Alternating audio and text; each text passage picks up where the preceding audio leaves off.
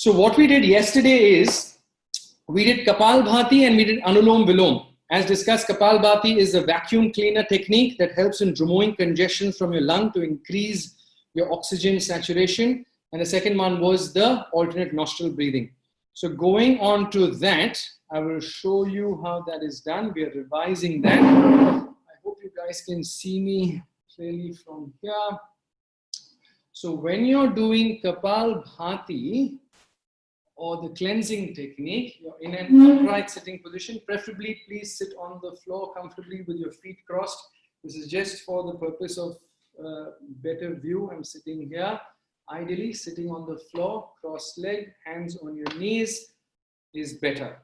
So you're taking a deep breath in. And as you breathe out, the force comes from your abdomen. So you're kind of just focusing on exhalation. It should not feel like you're blowing your nostril, but it sounds like you're blowing or cleaning your nostril. So look like this.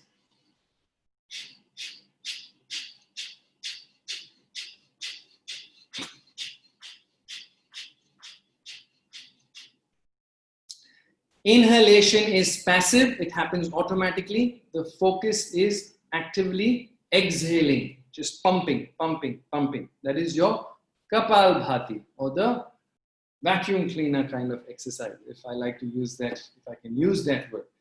The second one is your Anulom Vilom, Pranav Mudra. Pranav Mudra is thumb jutting out, index finger bent, middle finger bent, ring finger out, little finger out.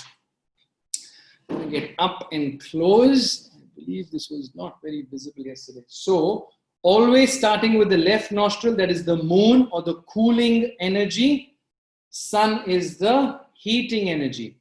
You start from the cooling, up left nostril inhalation, right nostril exhalation, right inhalation, left exhalation. When you're inhaling, the other passage is shut. When you're exhaling, that opens, the other one shuts. So if this is what it's going to look like. Right nostril closed, left open, breathe in.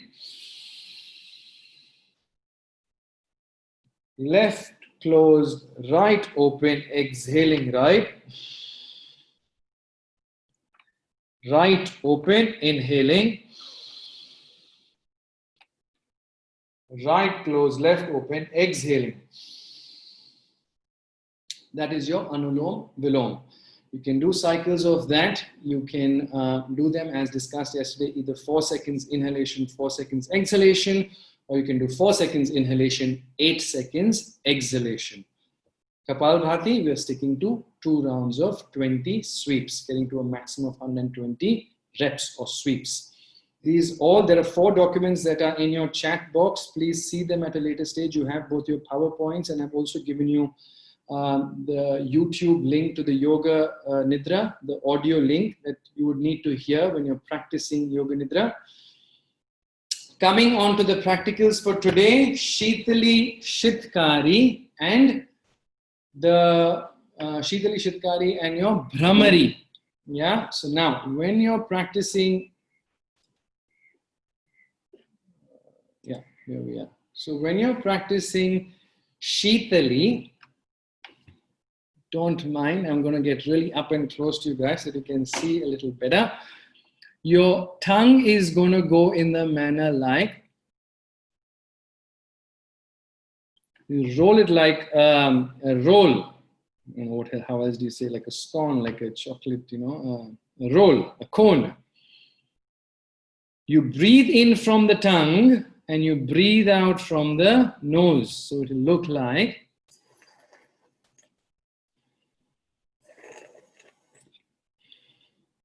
that is your Shitali. If you cannot roll this, you can imagine why these rishis back 1,000 years ago, they already could predict that the DNA is going to be different in the modern world.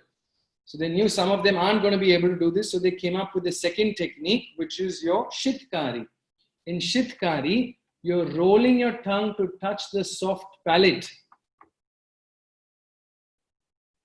So you roll your tongue to touch the soft palate. If you find that hard as well, you can just keep your tongue down on in your mouth. Your teeth will be clenched. The front teeth will be clenched. In this manner, you're breathing in through your teeth.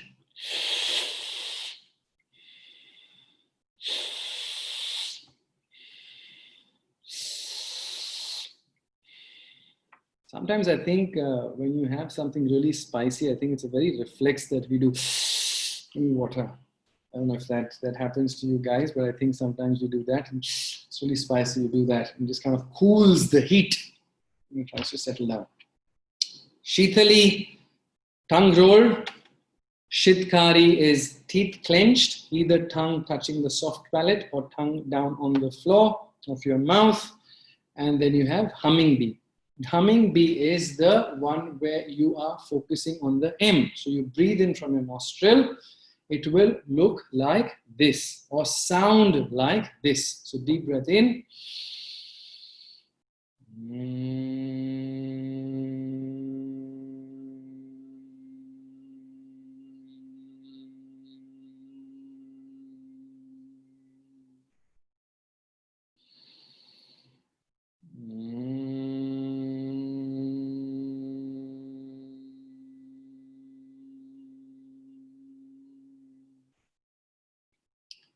So you're just kind of creating the sound with the alphabet M in your mouth that creates the vibration. This vibration itself is what is giving the calming or the relaxing state to your mind and to your body. So that is your humming bee, or also called as Brahmari. The last aspect that we are going to cover in the practicals for today is your Shavasana. Now, when we do Shavasana, I'm going to show that to you on the mat. You need a mat. You can have a pillow or a towel to keep under your neck. I'm just going to adjust the camera here. Okay. You need to tell me if you can see me clearly. I have tried to adjust this before the class started.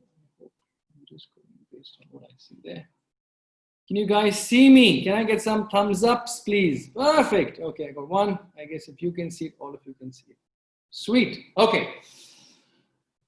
Shavasana will look like, so I'll show you with the pillow. So you're lying down with a small pillow under your knees.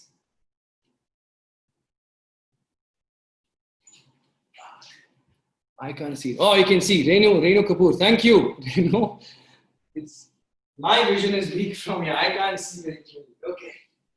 So you're lying down with a pillow under your knees. If you need, you can keep a towel roll under your head, under your occiput or head. Your feet are wide apart.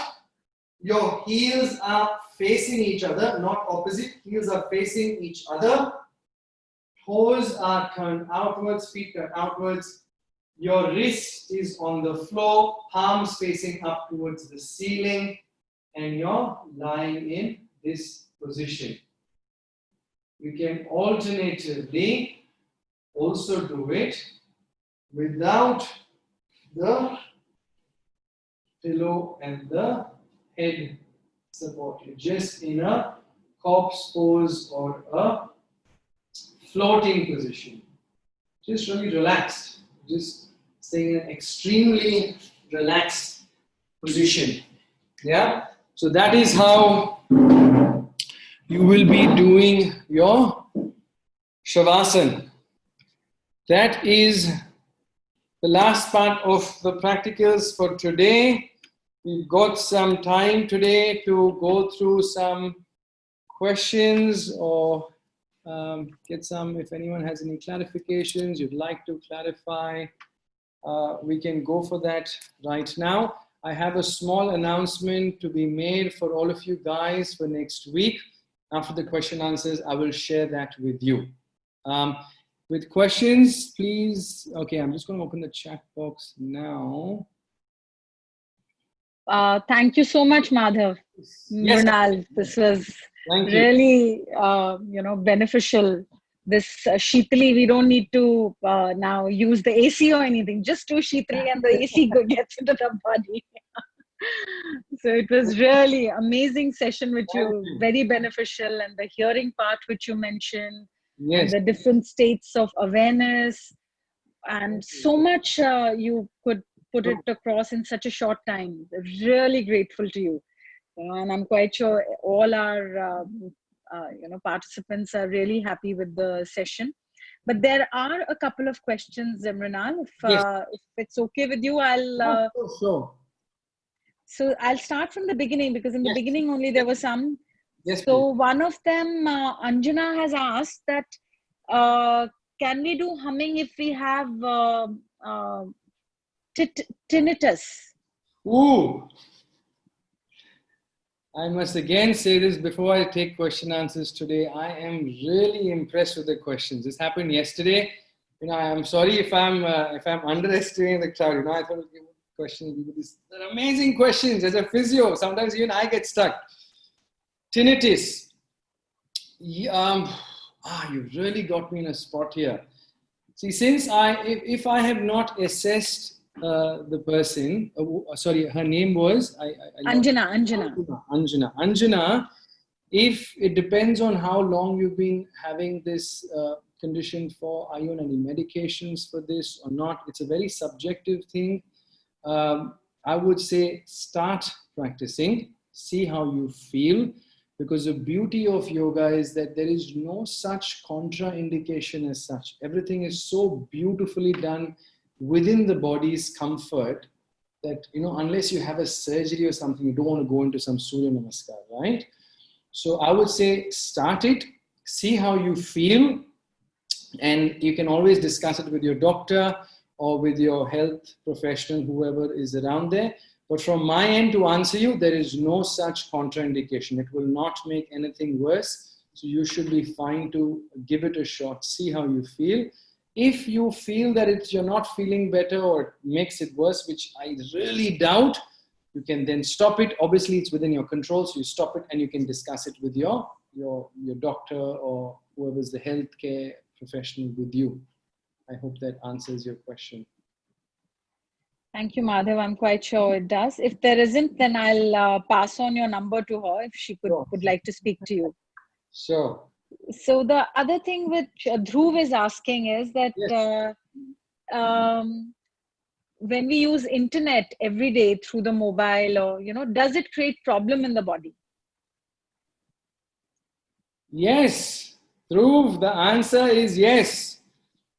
In one of the workshops I had attended, the speaker said, if I can quote him right, we have around 80,000 thoughts running through our head, our brain every day. Hold that thought. I am not talking about a day when you're going for an interview or you're going to meet your mother who's in an upset mood, when you get more stressed. I'm talking about a very casual day. You're just strolling through the city, 80,000 thoughts. And in that 80,000, we will only kind of activate or, put action into 20,000 of them. I'm talking purely about the mind. Now, when I add this little devil in front of us, it's natural. It is going to take 80,000 into maybe 100,000 or whatever more. But the beauty is that we all have to learn how to use these gadgets to our aid, for our benefits. You can't say, I don't need my phone, I can't use my phone. But to answer you, yes, excessive exposure, it is just causing a lot of firing into your senses. And that's the reason why we are having a lot of people having difficulty to fall asleep, because there's a lot of technology exposure before you head to sleep. The brain needs to be switched off.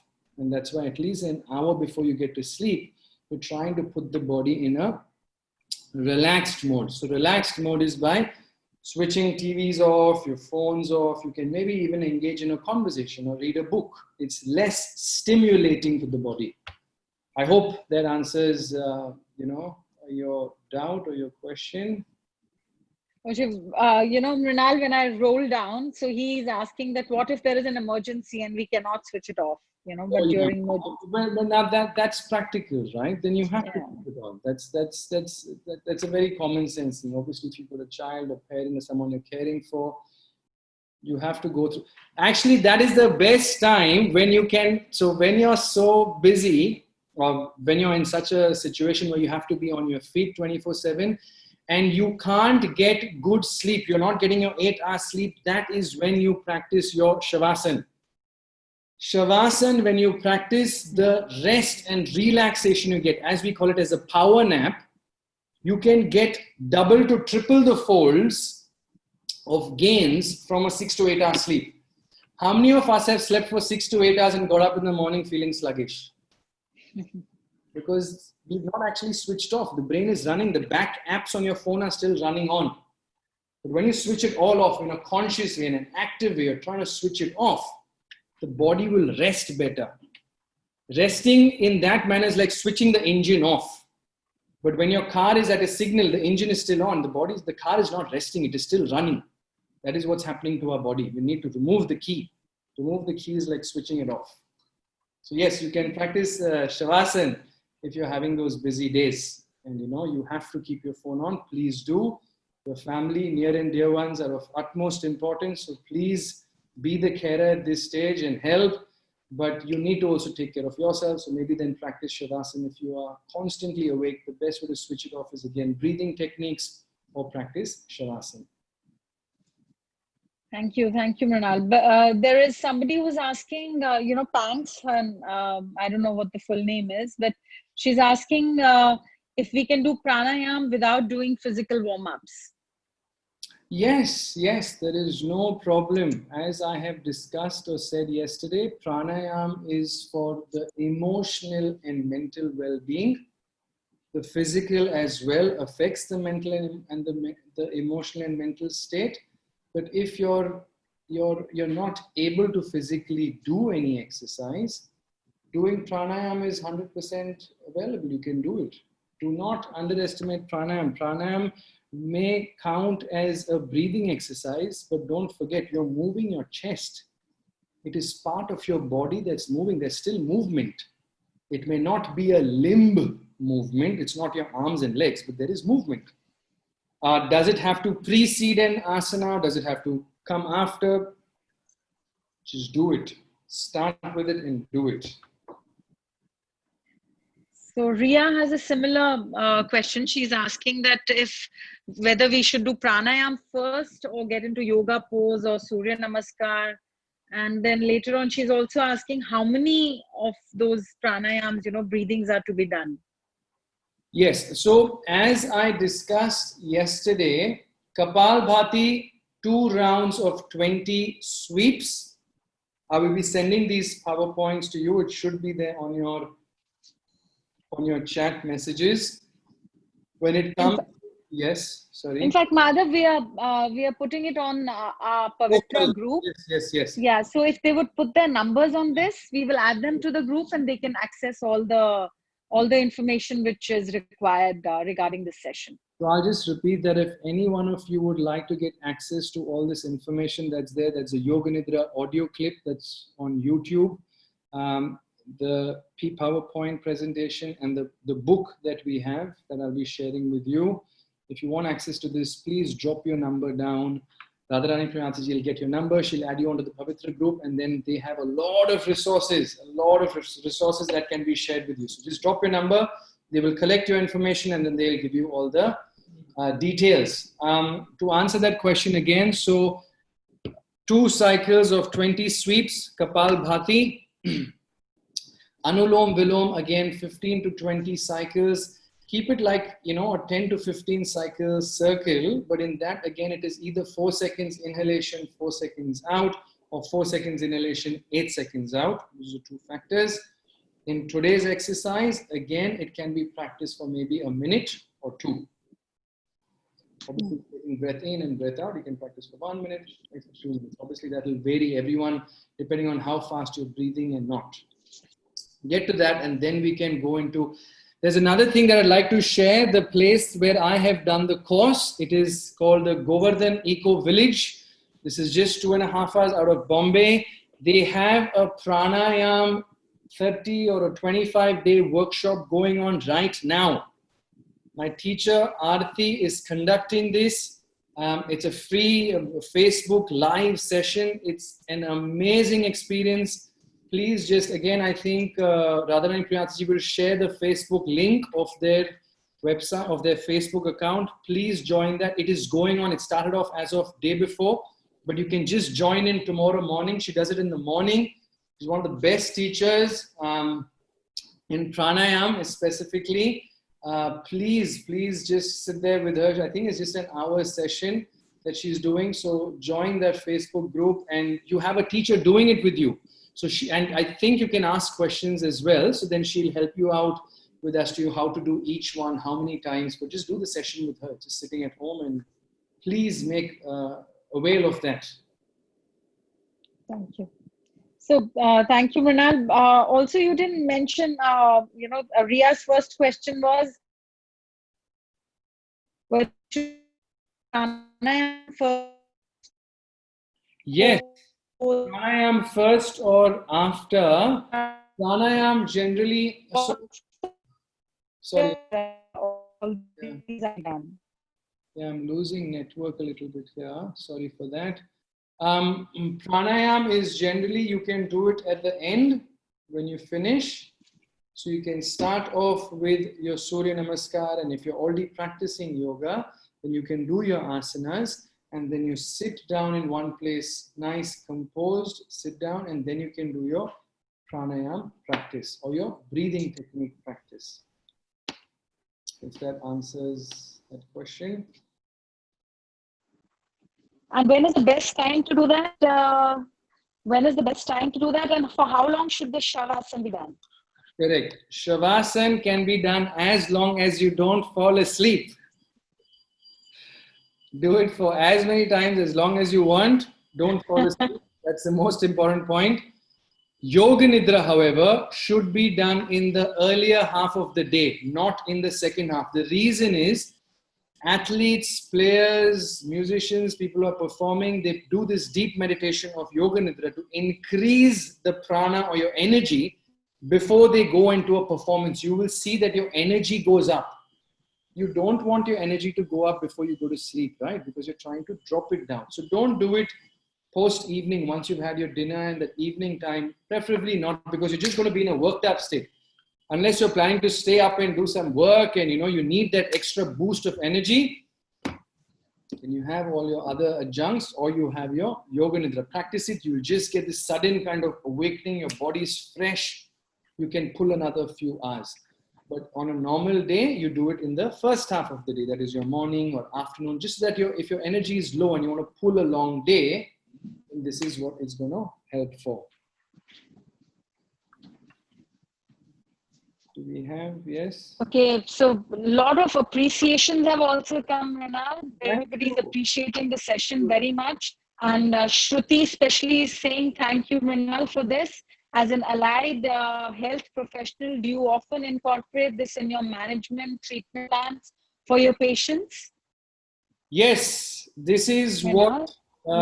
This is what I am. This is something very close to me, and this is what my brand MS Perseverance embodies. This is what I discussed yesterday, that my attempt, or the attempt that I have been doing for the last few years, is to kind of marry and merge the concepts of Western and Eastern concepts, because everyone's body responds very differently. I've seen Indian bodies responding to Western concepts. I've seen Western bodies responding to Indian concepts. So it's about making that right mix for each individual, giving that to them. That's aspect number one. The second thing is, all of you will know this. You don't need me to say this, that when you're healing through an injury, there is a physical aspect, that is your body. And then there is memory of that injury 6 months ago, 1 year ago, 5 years ago. The body may heal, but if that memory or that emotional trauma is not healed, even though this is healed, this is not healed, there's going to be a lot of imbalance. So there is the body, the mind, and your lifestyle.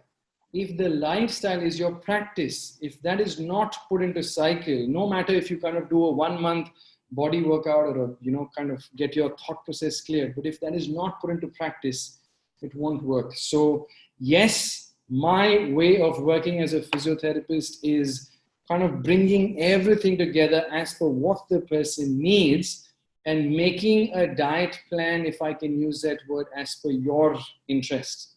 That is how I like to work, because I like it that way, if I can say that. I don't like to follow rules. I don't like to follow things that are put down my throat. I like to digest what I like. So I think that is, I think at the end of the day, everyone wants to kind of, get tailor-made exercise that suits their body needs. And I feel that's 100% right, because everyone's body responds differently. I need to give you what your body needs, not what I want to give you. So if your body is saying you need pasta, being a South Indian, I can't give you a South Indian pasta. That's not fair. I have to give you a pasta. If that answers your question.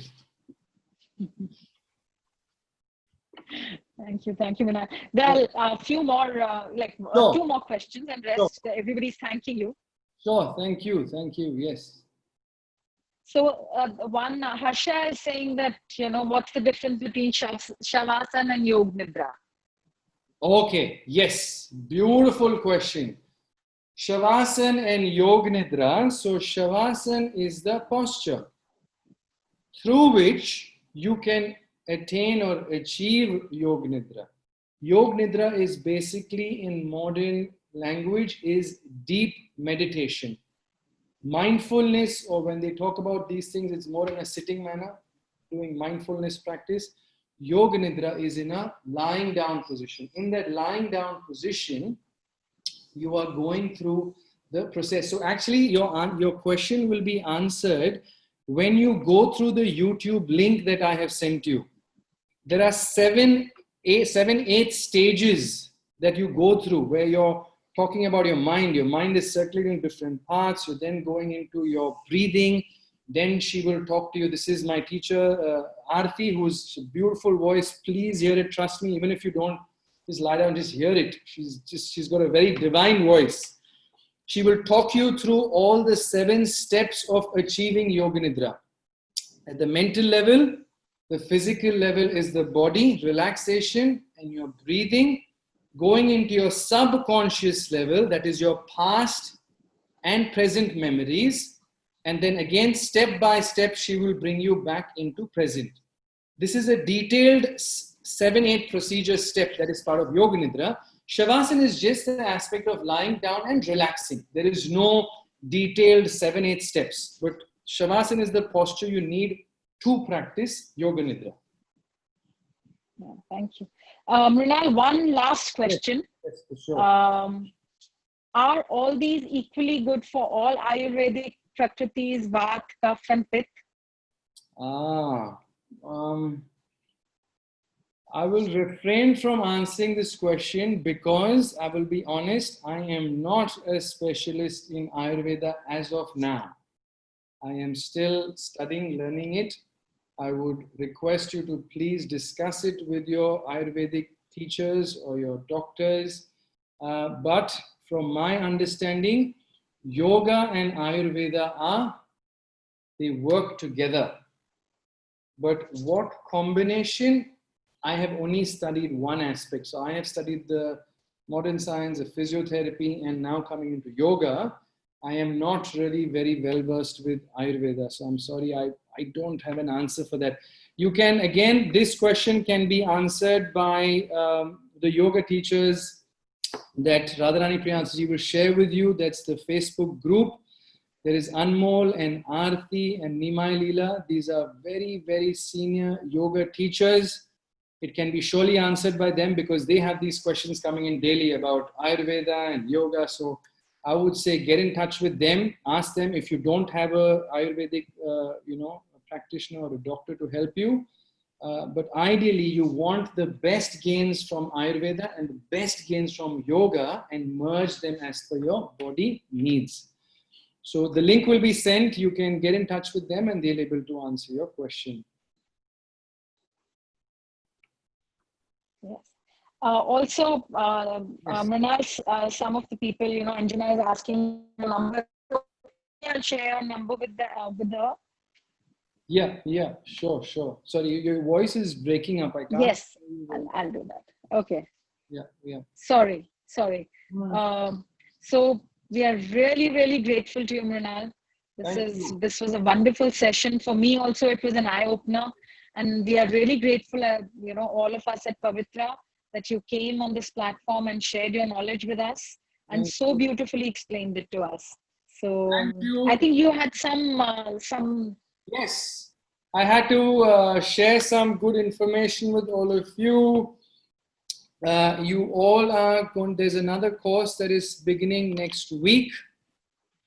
It is by one of the most renowned monks, leaders, life coaches. He goes by the name of Govind Prabhu.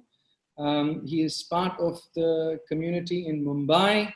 He's written a lot of books. He is by far one of the, it's funny I say this because he is actually the one that inspired me to get this concept of marrying the Eastern Western thing. It never really crossed my mind until 5-6 years ago when we were having the discussion. So he is the leading person in education. He marries modern education with Vedic education, and he puts them together and gives the best out there to the audience. He's by far one of the most renowned. He's a voracious reader to begin with. Oh my God! You speak to that guy. He's read from everything to anything. He's a history fanatic, if I can say that, but he's learned so much, so he's really a knowledge bank. So please, he's going to be giving a speech, going a seminar next week on the topic, money is mean or meaningful. He gets all these amazing topics. Please don't miss this. It's going to be a beautiful session. This is his book that will also be circulated to all of you. It's a PDF copy. It's a very easy read. He has concised. It will clarify a lot of your doubts on yoga, on how to practice yoga. It is called Little Yogi in the Modern City. It's a beautiful, quick read, just 100 pages, a nice small read. It will be sent by Radharani Priyatji. The author is Govind Prabhu. He's going to be talking on money, mean or meaningful. It also goes by the art of earning, growing, retaining, and sensitizing of wealth. He really takes these amazing topics. So please make best use of it and attend it. They'll be sharing details of when it is next week. Attend that. And thank you all very much. Honestly, I would not have had this opportunity to interact with all of you all had this been any other time of the year, had we not had this. I won't even call this a crisis. It depends how you see the situation, This is like a plus for me that I'm meeting and seeing all of you all. So thank you all. I hope this information will come off with some use. Please don't just take this information and keep it in your head. Please utilize it. This is the best time. No excuses. You can sit in one place, do your breathing, do your asana, and practice it. Stay healthy, stay fit, and all the best. Thank you all very much. I will take your leave from there. Thank you, Mrunal, and thank you everyone for joining us today. Thank you. Have a Pavitra day. Thank you. Thank you. Thank you very much.